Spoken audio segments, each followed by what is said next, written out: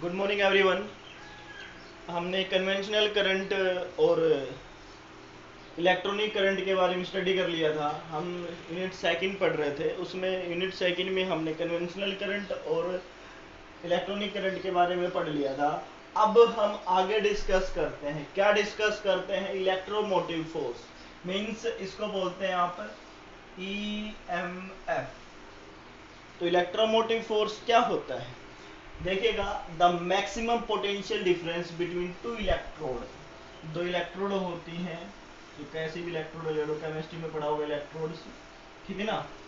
दो इलेक्ट्रोड ले लो, चाहिए लोहे की ले लो, कॉपर ले लो, कैसी भी ले लो, ठीक है ना। दो इलेक्ट्रोड ले लो।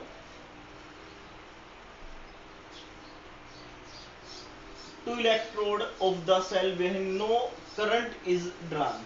दो इलेक्ट्रोड है, उनमें कोई करंट ड्रॉ नहीं करेंगे फ्रॉम द सेल। सेल से कोई करंट ड्रॉ नहीं करेंगे।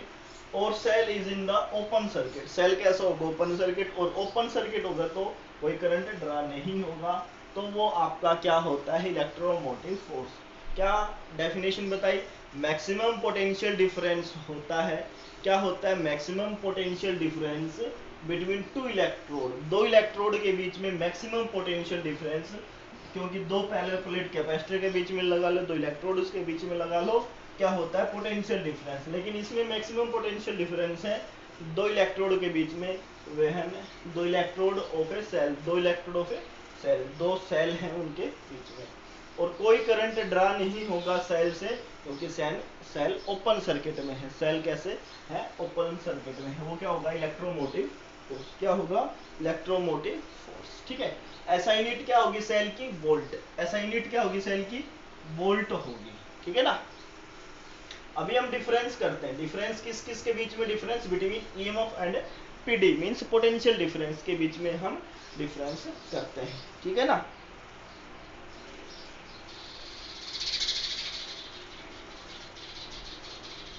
देखो, फर्स्ट डिफरेंस है इट इज रिलेटेड। क्या it is means EMF related with the source of current. EMF किससे रिलेटेड है? करंट से, सोर्स के करंट से। ये किससे रिलेटेड होता है? It is related with any two points of A close circuit. Potential difference PD means potential difference.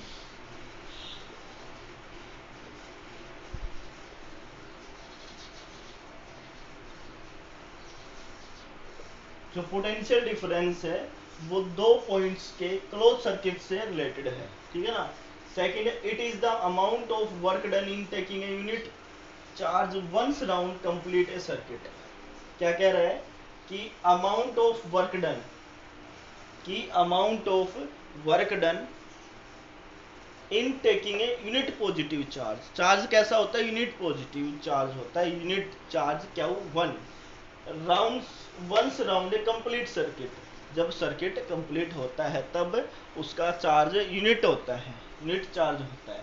इसमें क्या होता है? It is the amount of work done in taking A positive charge from one point two another point. इसमें क्या होता है कि जो वर्क डन होता है, क्या कह रहा है? It is the amount of work done in taking a, जो वर्क डन होगा, चार्ज यूनिट चार्ज होगा कौन से पॉइंट में? वन पॉइंट से अनदर पॉइंट में। और उसमें एक कंप्लीट सर्कल में, कंप्लीट सर्किट में होगा ईएमएफ में जो यूनिट चार्ज है, जो उसके अंदर अमाउंट ऑफ वर्क डन है, उसमें कंप्लीट सर्किट होने पे होता है। और इसमें एक पॉइंट से दूसरे पॉइंट में।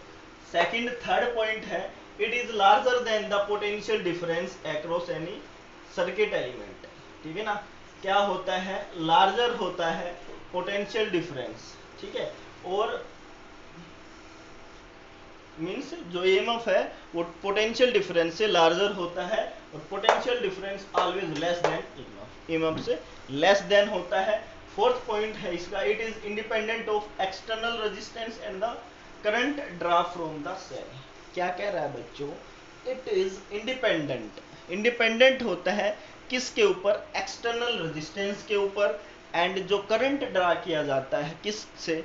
सेल से। इट इज, या it is independent of the external resistance. External resistance के ऊपर इंडिपेंडेंट होता है। और करंट ड्रा किया जाता है सेल से। वो क्या होता है?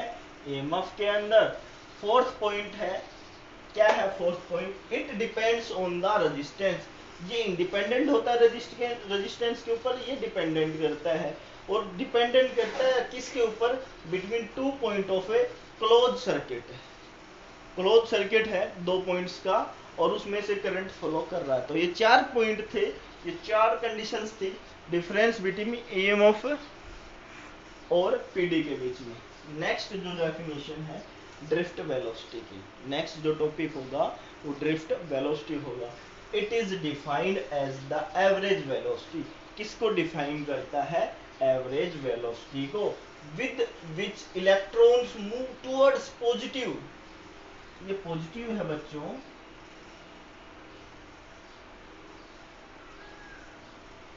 एंड ऑफ ए कंडक्टर, कि किसको डिफाइन करता है? एवरेज वेलोसिटी को। What is average velocity? Average velocity होती है total distance upon total time, total distance upon total time. It is defined as the average velocity with which electron moves towards positive end of conductor. किस तरफ move करते हैं? जहां उसका positive and होता है कंडक्टर का। अंडर द इफेक्ट ऑफ, उसके ऊपर इफेक्ट होता है किसका? एक्सटर्नल इलेक्ट्रिक फील्ड का।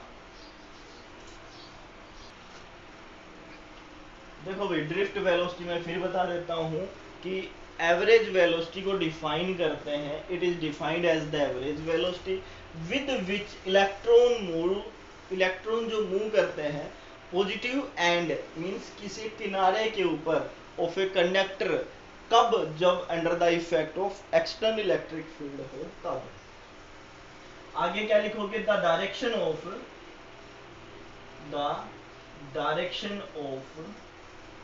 मोशन ऑफ फ्री इलेक्ट्रॉन की जो डायरेक्शन होती है, motion of free electrons are randomly distributed,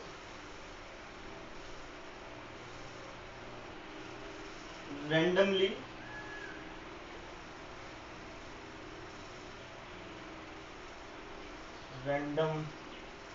distributed,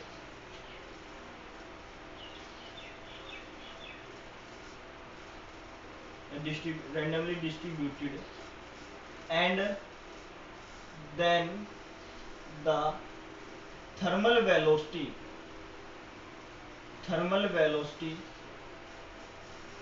of electron is 0। कि जो direction of motion of free electron होती है वो रैंडमली डिस्ट्रीब्यूटेड होती है, ठीक है ना। और जो थर्मल वेलोसिटी की, या thermal velocity, average thermal velocity भी बोल सकते हो आप, average thermal velocity of free electron is 0, ठीक है। फिर आगे क्या लिखोगे? If U1 U2 U3 up to n, number of n is number of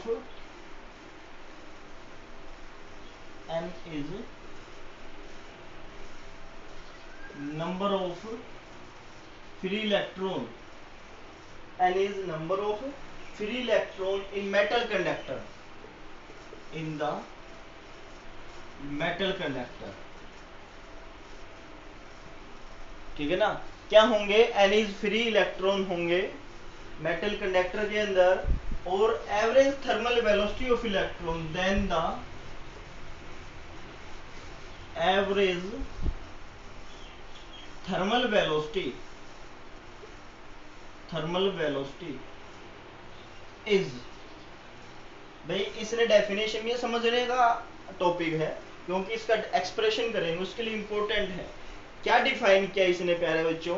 कि जो एवरेज वेलोसिटी होती है उसमें फ्री इलेक्ट्रॉन मूव करते हैं। एवरेज वेलोसिटी में जो फ्री इलेक्ट्रॉन होते हैं, या average velocity with which free electron move करते हैं towards positive end of A conductor. कब? जब उसके ऊपर एक्सटर्नल इलेक्ट्रिक फील्ड अप्लाई किया जाए। अब direction of motion of free electron randomly distribute होते हैं, and then the average thermal velocity 0। जो एवरेज थर्मल वेलोसिटी होती है वो क्या होगी? वो होगी 0। उसके बाद क्या है बच्चों,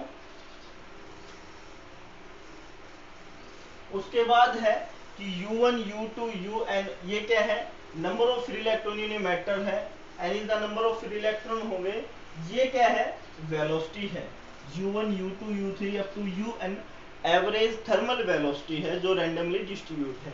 तो हम इसको कैसे लिखेंगे, U1 U2 plus U3 up to so on UN तक upon n is equal to 0। ये आपकी कंडीशन आ गई है, ये क्या आ गई है, आपकी कंडीशन आ गई है।